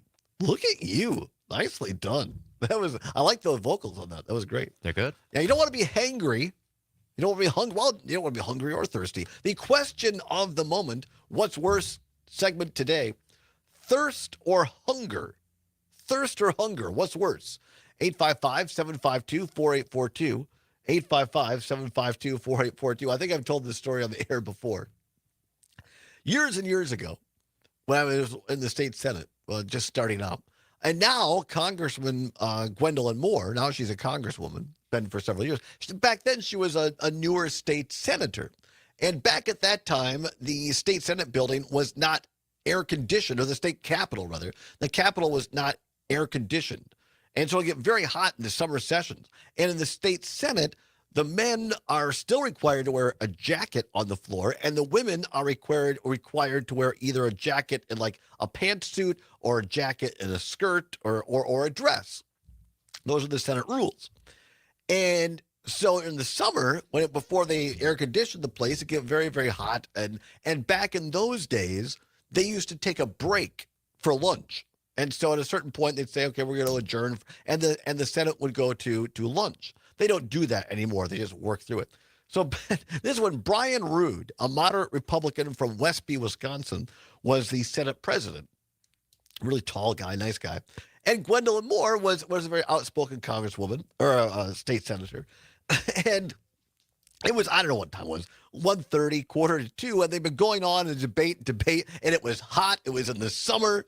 And at the time, State Senator Gwendolyn Moore got up and she grabbed the microphone and she looked at Brian Rood and she said, "Mr. President, when are we going to take a break? Because I am hungry." I respect that. And the entire state Senate started laughing. And Senator Rood said, Senator Moore, your voice has been heard. The Senate stands adjourned. And they went to lunch. That's great. True story. What's worse, thirst or hunger? 855-752-4842. Mike, listening on WMDX in Madison. Mike, thanks for calling. What say you? Hey, Todd, I'm going to say thirst, especially if you're at a Brewers game. Nicely done. What's your favorite beverage of choice at the said Brewers game? Well, it's probably, I haven't been to one for a while, so that's why I'm going to enter the competition tomorrow. But if they have spotted cow, I'll have spotted cow. Right. All right, nice. I've had spotted cow. For some reason, it's the champagne of beers, Miller High Life for me. That's usually what I go for. Miller's good. Yeah, but High Life, the champagne of beers. So, all right. Well, enter the contest tomorrow, Mike. Be listening all day long. You and everybody else. We're going to give away 4 tickets to the Brewers game tomorrow. Thanks for calling, Mike. What's worse, thirst or hunger? One caller texting in says thirst is way worse. Hunger goes away and your body switches to burning fat instead. Anyone who can't stand hunger is addicted to sugar. That's what makes your hunger worse and kicks in all the time. All right, a little good knowledge there, as they say. What's worse, thirst or hunger? Len in Madison. Thirst is worse than hunger. Damaging health effects come from that sooner from dehydration than from they come from dehydration rather than starvation. So or thirst. Sooner. That our own Casper said a very similar thing. Thirst is way worse, mainly because you can survive up to 30 days without eating, but you'll die in approximately 3 to 5 days without water. Wow. All right, well, there you go. Good. Not only is he the engineer, he knows what your health is. So if you were on a trip with Casper, he could fix your camp light, and he could keep you alive. So he's on the next expedition. Mike, listening to Madison, a brand new caller listener. We appreciate that, Mike. Thank you so very much on WMDX. Come out and see us tonight, Mike. We're going to be down on State Street here outside the Overture Center at the WMDX tent for the Madison Night Market between 5 and 9 tonight. Mike in Madison says, that's a tough one, almost like asking what's worse, acute shin splints or a dinner date with somebody that you don't like. He named an individual, but we're not going to make it personal here. All right. Brett in Brown Deer texting in on AUK says, thirsty is way worse. It's practically a sin to be thirsty in Wisconsin, right? 855-752-4842 to the phone lines we go. Matt in Madison on WMDX. Matt, thirst or hunger, what's worse? So I'm very passionate about this. I'm very opinionated. I think being thirsty is worse. I can't stand the feeling of being thirsty. I drink water all day, every day. And when you're hungry, it's good to be hungry. Your body switches to fat burning. I think people snack a lot and overeat because they're not aware of that. So to keep a healthy body weight, you want to let yourself go hungry, sometimes. Not overdo it, but, all right. Be in the natural state of hunger, is my opinion. Sure. All right. Thank you very much, Matt. I appreciate the call. Thank you for listening to us on WMDX. Thirst or hunger? What's worse? Off the text line, Jules in Mosinee. Was in Mosinee not too long ago. Jules in Mosinee on WXCO says, my stomach doesn't hurt when I'm thirsty. Okay. That's true. So I guess they're saying that thirst is, or that hunger is worse because it hurts. Yeah. What's worse, thirst or hunger? Megan in Sun Prairie on MDX, being hungry is worse because it takes longer, usually, to fix. Joel, up a beautiful Rothschild, listening in, says, hungry. Oh, by the way, I got 2 clubhouse tickets for this weekend that I won earlier this summer, taking my grandson. I listened to WXCO and Chad Holmes. There you go. See, a real winner that listens to Civic Media, the great Chad Holmes on XCO. You can be a winner too. Tune in tomorrow for a free ticket Friday. All right, come on back. Donald Trump is coming out tonight. We'll tell you when, where, why, and how. Don't miss it on the Civic Media Radio Network.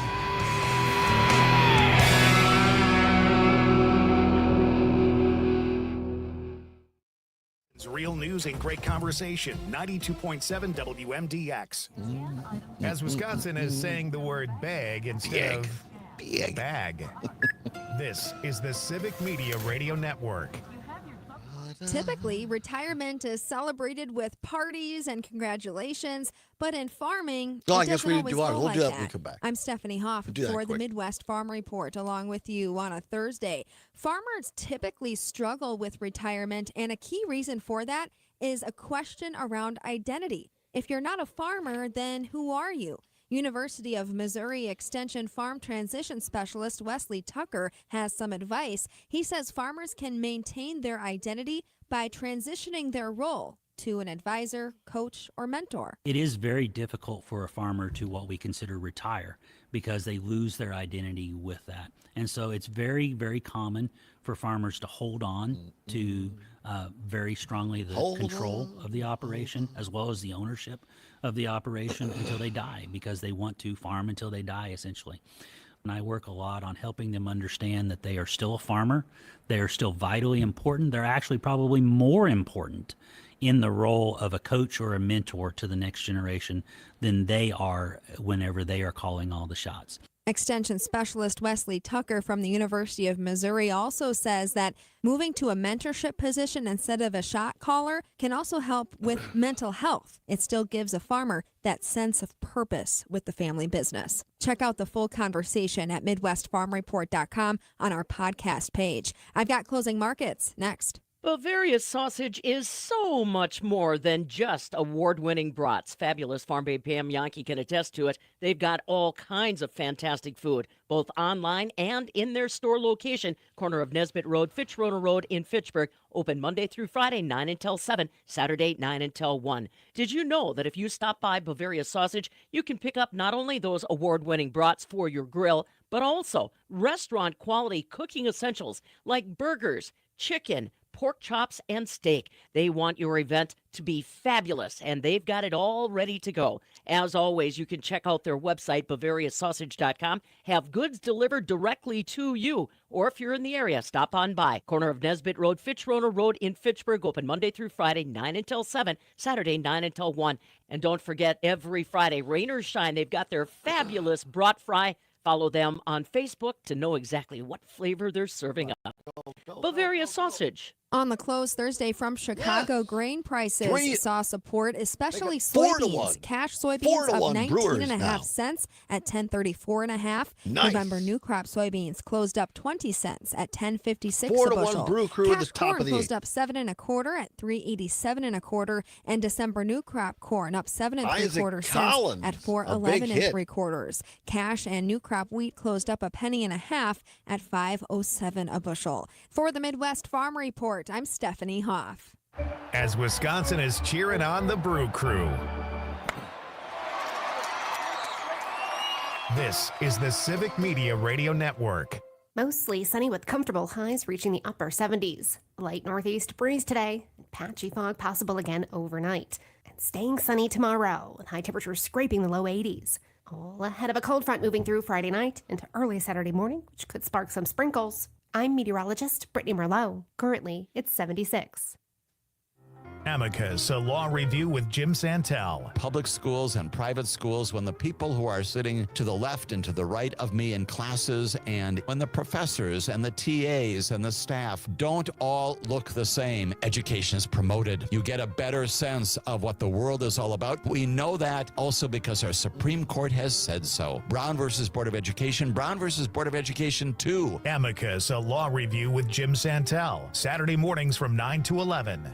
The Maggie Dawn Show. What is your feeling about Donald Trump basically taking over law enforcement in Washington, D.C.? Joe from Madison, what you got for us? We're going to be paying for this at the same time we're taking cuts in healthcare, education, transportation.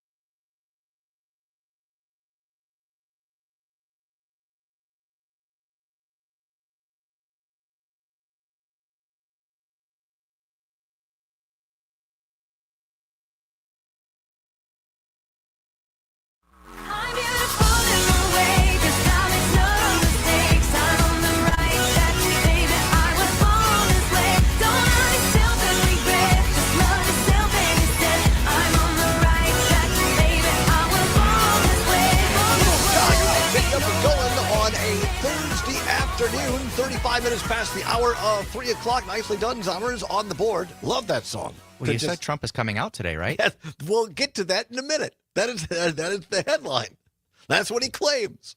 We'll tell you about it in a minute. First of all, speaking of getting up and getting going, not quite a get out of here, but Isaac Collins hits a 2-run hit in the top of the 8th for the Brew Crew. The Crew up 4-1 now on the Cubbies.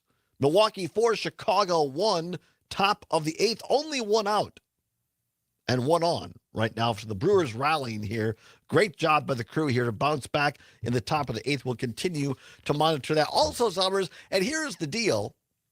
You all either get to see and or hear me each and every day when I come on the radio or on the stream, and you think, well, that guy is at least halfway smart. No. I'm just a schmuck. I'm your everyday Joe. You understand? We have all kinds of people that help me sound halfway smart. One of them is our great news director, Shelley Pittman, and she puts out the Zeitgeist every morning. And I try to, very, very helpful. And I didn't have time to read the whole thing today, but here I'm reading it during the break. And here's what she writes, Shelley Pittman. She says, Brittany Merlot, our great meteorologist, my editorial remark there, reports that La Nina watch has been issued, potentially bringing water and colder than normal conditions next winter. Meanwhile, a skull found more than 2 decades ago near the Minnesota border has also been identified. Now, that's a big turn for Brittany Merlot. She says, it's going to be a cold, snowy winter. Oh, and we've identified a skull. I mean, was the skull in a snowbank? I have all kinds of questions. Well, we might have to do some more digging. Dial Brittany up. No, I'm just kidding. She has better things to do. We'll follow up on that. Now you have something to look forward to tomorrow. I've heard that, though, before other places, that it's going to be a snowier, colder winter, which isn't necessarily bad. Maybe not the cold, but we could use more snow in the winter. I wonder if that just means it'll be back to somewhat normal. I don't know. I do know I have to brush up on my Spanish if it's going to be a La Nina winter. Anyway, let's go to ABC News. Da, da, da, da. That's a great ABC News. I'm Todd Allbaugh. No, I'm not. Headline, Trump says he'll go out with police, military to patrol D.C. tonight. That's right. Donald Trump is coming out. Well, he's going out with the military. Right. Maybe not that kind of coming out. But that's what he says. President Donald Trump announced he is, quote unquote, going out with police and military in Washington, D.C. tonight to oversee the surge in federal law enforcement and National Guard, who are responding to what he says is a crime emergency in the district. This is just a bunch of horse hockey, folks. It's sad and it's dangerous, but it's just, I mean, again, the president of the United States. Remember what happened last time?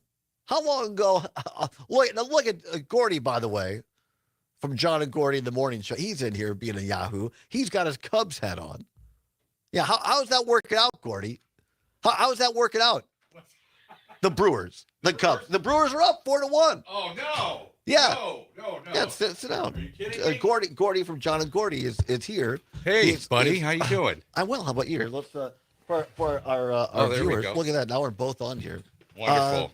You're getting ready for the night market tonight. Yeah, just about to set up right across the street in front of the Overture Center. You want to stop by? I'm gonna. I have to. Here's the deal. Yeah. I have friends that are away. I told them I'd mow their lawn while they were gone. I was gonna do it this morning before I came in, and then. More, and you know exactly what I'm talking about. You're trying to get out of this. More meetings. No, more meetings were scheduled because if there were only more meetings, that's exactly what we need around here. So there were meetings scheduled, and so I couldn't go to mow the yard. So now I have, as soon as this is over, I'm getting in the truck. I'm heading to Greene County to mow a yard. Then I'm coming back, and I'll be here between 7 and 7:30. Okay. I'll be here to tear down while you're long since in bed. Well, that sounds like a plan, but it also sounds like you have a possible out there in case the mower breaks down or you have to get more gas. Or Well, something. there is a required post-mowing beer. Listen, that too. But if you can make it, that'd be great. We'd love to see you. Yeah, and everybody else, come on down right here on State Street below the studios across from the Overture Center at the Civic Media Tent. Get an autograph from John and Gordy. This is a true story. Yeah. Last time we did this together, there was people that were all about John and Gordy. And there was a couple. There's a couple, and they're talking, and they're very happy to meet John and Gordy. Right. And they're chatting about, and I think it was the husband was chatting to John and Gordy, and then the wife looks at me because I'm just a schmuck standing there, and the wife goes, "We listen to you every morning." I said I knew I wasn't on there, but you're just polite, and I said, "Well, thank you very much." And the husband kind of taps her. He goes, "Not him, these guys." Really? Wow. Yeah, true story. And hey, you're going to join us. We're filling in for Pete Schwaba Monday night and Tuesday night. Yeah, you're required to make your mouth moist when you say his name. The Schwabinator. Yeah. So that'll be fun. Yeah, we've not filled in for Pete before, so this will be a fun experience, and you're going to stop by. Yeah. They had nobody else to talk to at 6:30, so I said, "Sure, I'll do it." Well, thank you for making it a priority. So, how are the Cubs and the Brewers doing? They're doing great because Isaac Collins just got a two-run hit in the bottom of the 8th. It's now the Brewers 4 and your Gordy Chicago Cubs 1. Oh boy. Well, okay. I got to hand it to the Brewers. I mean, they're having just an unbelievable season. And the Cubs had a couple of good games here as well. Yeah. That one last night was tough. Yeah. But, for us as Brewers fans. But the Cubs have been kind of fading the last couple of weeks thanks to the Brewers. And by the way, Craig Counsell claimed that he'd never seen a George Webb. And then it got that somebody dug up the story when he was the Brewers manager talking about, I grew up in Milwaukee, went to George Webb all the time. Wow.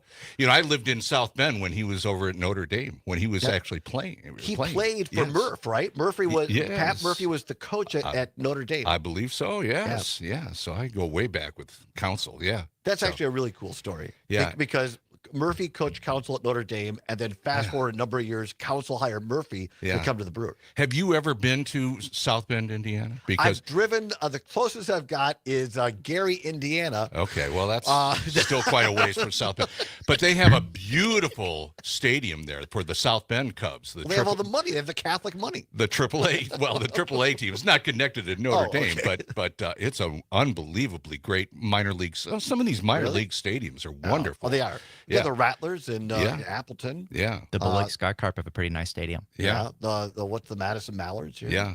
But in South Bend, they have this, it's called Four Winds Stadium. Four Winds Casino is a major casino over there. And it has everything. It's for the whole family. It's a family experience, bounce houses and splash pools and all kinds of things. So that's fantastic. Anyway, it's pretty good. So as a Chicago Cubs fan, how do you feel about the Pope now being a Sox fan? Well, I'm not happy about that. You would think, but I don't know. Is his brother also a Sox fan?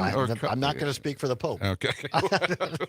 Well, okay. That's probably wise. The nice thing now, if the Sox need something or Notre Dame, they don't have to have a fundraiser anymore. They just call the Vatican. They don't have to pray anymore. They're all good. Yeah. Well, anyway, I just wanted to stop in and say hi to you and Zombers. Well, it's fantastic. You want to weigh in on Donald Trump coming out tonight? Well, I heard you saying that on the way in. I did not hear this story. So that's the headline, huh? Yeah, that's he's going out in D.C. with the police and military to help, hold down the crime. I'm serious. He's gonna walk. And we all know what happened last time he took a walk in D.C. Over to that church that held the Bible upside down. Yeah. And it was terrible. Oh boy, it's just another show, isn't it? That's 100% of what it is. It's all for the cameras. Interesting to bring down crime by walking in with, a couple of felonies to your name. Well, a lot of people are saying that if they really were concerned about crime in D.C., they just go to 1600 Pennsylvania Avenue and they can clean the city up right there. Well, yes, they could take them all out at the White House there. Yeah. All right. Anyway, Well, good to see you, Todd. Tune in if you're not in the Madison market. You can listen to John and Gordy and Dom, the Italian Stallion, every morning from 6 until 8. That's right. On WMDX and the Civic Media app, or here in the city. Yeah, and filling in for Schwaba on Monday and Tuesday night. You guys are everywhere. Well, you got to make a nickel here and a dime there. Anything for a buck. Remember that? It was a sponsored thing, but it was on the radio, at least the Richland Center, for years. Yeah. It was Chicken Man, and it was for Chester Chicken, and it was like, Chicken Man! He's everywhere. He's everywhere. Sure. Yeah, I remember that series. You're like Chicken Man. Dick Orkin. Dick Orkin was the creator of that. Great stuff. Oh man, yeah, you can still find some of those on YouTube or somewhere on the internets. Dick Orkin before he dicks you. There you go. Chicken Man. That was a great series. Did you ever hear The Tooth Fairy? Another one of his series. No. Oh man, you got to look up The Tooth Fairy. That's if you like Chicken Man, I'll look it up. Look up The Tooth Fairy. Dig for that one. Well, thank you for stopping by, Gordy. It's good to see you, Tom. Always good great to see you, Zombers. Stop on down and meet Gordy and John and everybody tonight at the Madison Night Market if you're in Madison. I hear John's only going to be wearing his WMDX T-shirt. At least that's what he said in the That's what he said in the promo. Really? He's just wearing the T-shirt. Is John a boxers or brief kind of guy, or is he a good commando? I learned something a long time ago, like 40 years ago, when John and I first teamed up. I never speak for him. He speaks for himself. Well, see, right. Talk about a tease. They want to see more teases. Come down to Madison tonight, downtown, and see if John's wearing pants. That's right. Yes. We'll be there from 5 to 9. Well, we'll be there from 5 to about 7, but then you'll be there about 7:30, maybe. Duty, if you get the mowing done. If I get the mowing done. Okay. That's right. All right. Thank you. Appreciate you, Gordy. Always a great pleasure giving you an update on the Brewers now at bottom of the 8th. Nobody out, and it's 4-1 Milwaukee over Gordy's Cubs. I'm sorry to hear that. Anyway, to finish up these thoughts on the situation out in D.C., again, Donald Trump, and Gordy's absolutely right. It's nothing more than a dog and pony show. It's for the Fox News and the media and whatnot. But the serious part of this, and this is what's just sad and disturbing about it, is that as somebody who, I never lived in D.C., but when I worked for Congressman Scott Klug, I went out there quite a bit for work. And Washington, D.C. is a beautiful, beautiful city. If you've never been there, get out there. Well, maybe not right now, but go out and check it out. And if you talk to people who still live there and know Washington, D.C., you're going to find out that where they're putting ICE, where they're putting U.S. Marshals, where they're putting National Guard people is pretty much not the high crime areas. Go figure. It's for show. And again, they're detaining U.S. citizens. They're detaining people that shouldn't be, quite frankly.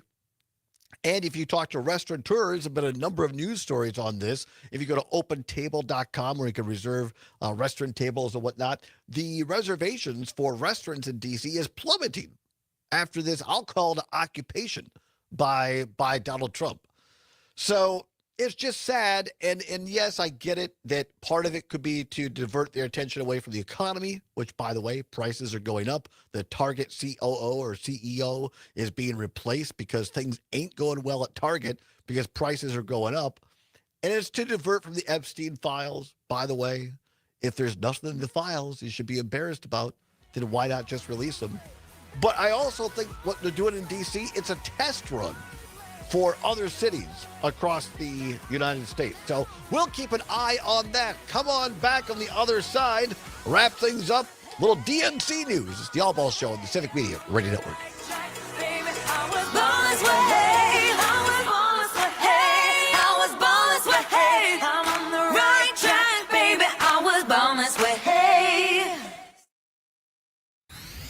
Reach, engage, Look at that. We rarely have a with visitor. Civic So Media. we had a visit. That was nice. Log on That's always nice, yeah. Visitors to the show. You never know what John or Gordy are going to say. Hearing aids from You never know Madison who's Hearing gonna Aid stop Center. by. Changed my life. Mine too, John. I thought I needed subtitles to talk to my grandkids. And these aren't those old giant Casper, you're 100% clunkers we saw right. In the old days, it's got Bluetooth. 100% rechargeable, right. the works. Yeah, he Yeah, my actually, phone can when explain Gordy my walked out of the ears. I'm studio, basically Casper a was sitting there to go, Man, you just figured out texting last year, too. Yeah, baby steps. But I did call Madison Hearing Aid Center, and you should too. 608-249-4077. 608-249-4077. Tell them John and Gordy sent you. What are you doing every day to support your liver? If you enjoy sweets, fast food, alcohol, or take any medications, that's a vital question to ask. Hi, I'm Sherry Torkas, pharmacist and health author. For over 30 years, I've helped people make informed decisions about their health, especially concerning prevention and long-term wellness. Supporting your liver isn't just a wellness trend, it's a daily essential. That's why I recommend Active Liver by New Nordic. It's made Active with Liver by plant-based New Nordic. Now, where have I heard that ingredients before? like milk Oh, thistle, the Tom turmeric, Hartman and program. Herbs clinically studied for the protective and restorative effects on the liver. He has a Active Liver very blends active traditional liver, herbal apparently. wisdom You know, with this modern person- scientific research. See, Not you know, all a supplements doctor, are maybe created I'd trust equal. them. I But trust the fact Active that the Liver product was because it's also backed by advertised on the Tom science, Hartman meets show strict basically quality guarantees I will never standards, and purchase it. delivers true daily liver support. Protect your Wait, did I liver say and that give it the out support loud? I'm that it greatly deserves entertained by some. making Active I Liver said from most New of the Nordic time, but I'm part of greatly your daily entertained by wellness Zombers, routine. particularly Find Active during Liver the in stores commercial at your breaks. local You understand? CVS, Meyer Grocery, or online at Amazon or NewNordicUSA.com. Herbal Aspect has landed. That's right. Madison's go-to cannabis destination now has a brand new location in Sun Prairie. Working guys Four like you and I, locations. That's a regular high deodorant level just of doesn't cut it. With 3 Madison locations and now Well, we Sun learned Prairie, from one of our great guests cannabis recently we shouldn't be having experience is always antiperspirant. close It should by. simply Our be expert deodorant. staff is here Yeah, to they don't help need to whether you clog up walk your in, pores with call, or aluminum order online. or Mention aluminium. Radio 420 and get a special discount. So stop by Herbal Aspect in Sun Prairie because great cannabis isn't just a pipe dream. Nice. I'm rolling over now. Herbal Aspect. IndyCar is back at the Milwaukee Mile August 23rd and 24th. The Snap-on Milwaukee Mile 250 weekend features a high-stakes NTT IndyCar Series race, and the free fan zone will be buzzing with energy all weekend long. Don't miss out on the non-stop action. Get your tickets now for an electrifying IndyCar weekend at the Snap-on Milwaukee Sal, Mile got it? 250, One August out. 23rd and 24th at Wisconsin State Fair Park. Why are interscholastic sports called the last classroom of the day? Because they teach students important life lessons like teamwork, accountability, and perseverance. School 30 sports are so seconds. much more than a Gracias. game. They're about developing the whole person. That's why they're an essential part of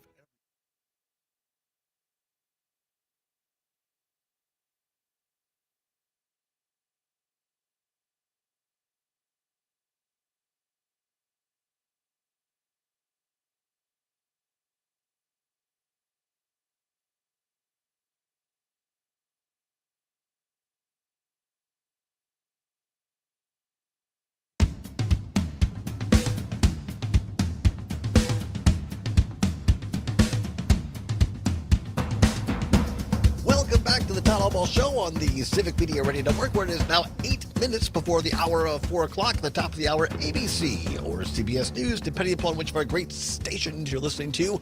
Brittany Merlot with a weather forecast update Also, more on that dead skull. No, she'll talk about the weather. We'll talk about the skull later. And then our great sports reporter, Mike Clemens, with an update for you.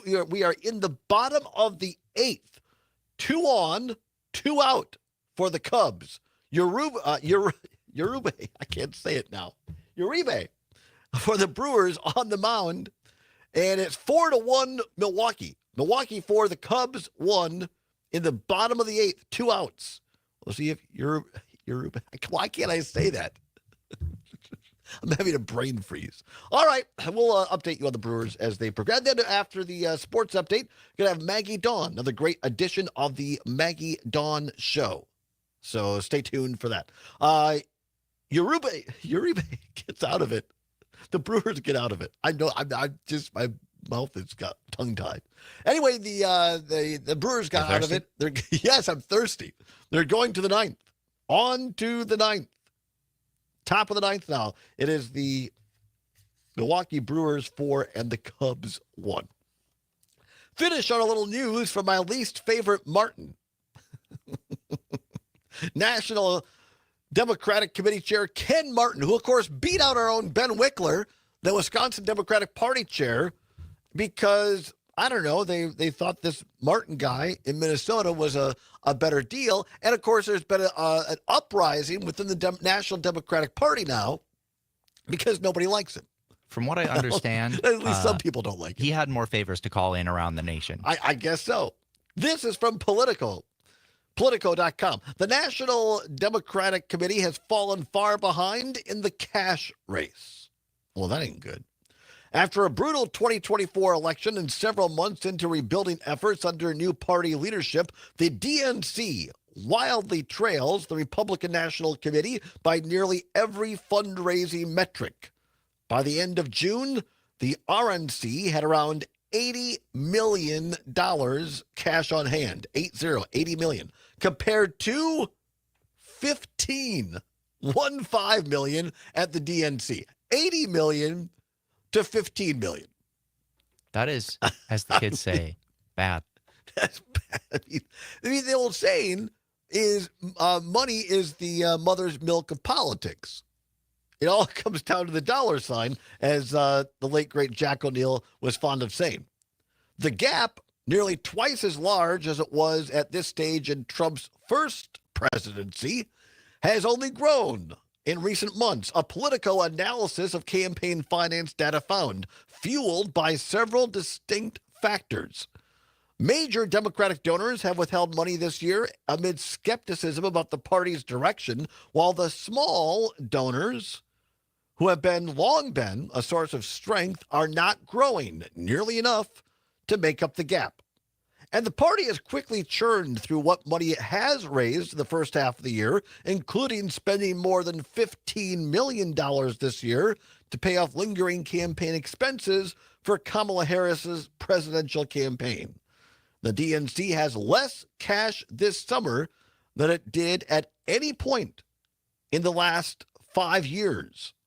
The fundraising troubles reflect ongoing questions about the DNC's direction under Ken Martin, who was elected earlier this year and comes as the DNC has faced months of bitter infighting.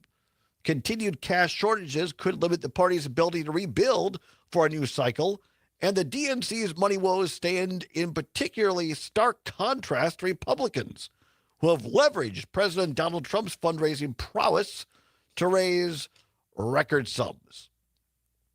This is not good if you're a Democrat. And I get it. Some of this is insider baseball, insider, whatever. But 80 million cash on hand for the Republicans, 15 million cash on hand for the Democrats. I can explain exactly what's going on in the words of our president. Yes. That they don't know what the fuck they're doing. You Well, he was talking about somebody else in that cut. But is it wrong? Look, I just think that we've talked about this in more serious terms before, in that I don't think that the leadership of the Democratic Party knows the direction they want to go. There is a base part of the party that wants Democrats to fight more, to be more Gavin Newsom-esque, I guess you might say.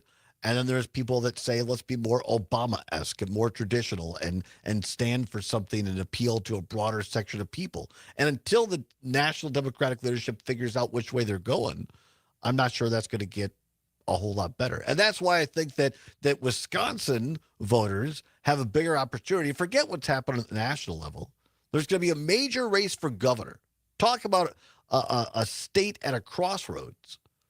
Wisconsin is going to have a lot of important races in 2026. The first and foremost for governor, we didn't get to, although we might tomorrow. Lieutenant governor's race. Current Secretary of State Sarah Godlewski announced on Pat Kreitlow's show, Mornings with Pat Kreitlow this morning, that she is now in. She is running for lieutenant governor, so we have that race. Going to have a chance for Democrats to compete, certainly at the state Senate level in Wisconsin, and maybe even for state assembly now that there are fairer maps. And then the congressional districts, the 3rd district with Derek Van Orton, the incumbent, in the 1st with Brian Stile, the incumbent, and maybe if Tom Tiffany runs for governor in the 7th up north, the 7th congressional district will be open seat as well. So I would encourage Wisconsin voters, pay less attention to what's going on at the national level, although I think that'll be important on the overall scope of who controls Congress. But there are so many opportunities to have an impact right in our communities in Wisconsin. If that's writing a check, that's great. If that's going knocking on doors, that's good too. If it's just reaching across the fence and having a conversation to understand our neighbors, that is the first and foremost important step. And we should all be doing whatever we can to do that. Many thanks to Dan Schaefer of the Recombobulation area today. Always great to have him on. John of John and Gordy as well. Zommers behind the board, and all of you for listening. Maggie Dawn is next. We'll be back tomorrow. Until then, whatever you're fighting for, whatever you believe in, do not give up. Keep banging your drum. See you tomorrow. All right. Adios, everyone. Thanks, everybody. See you tomorrow. Bye-bye.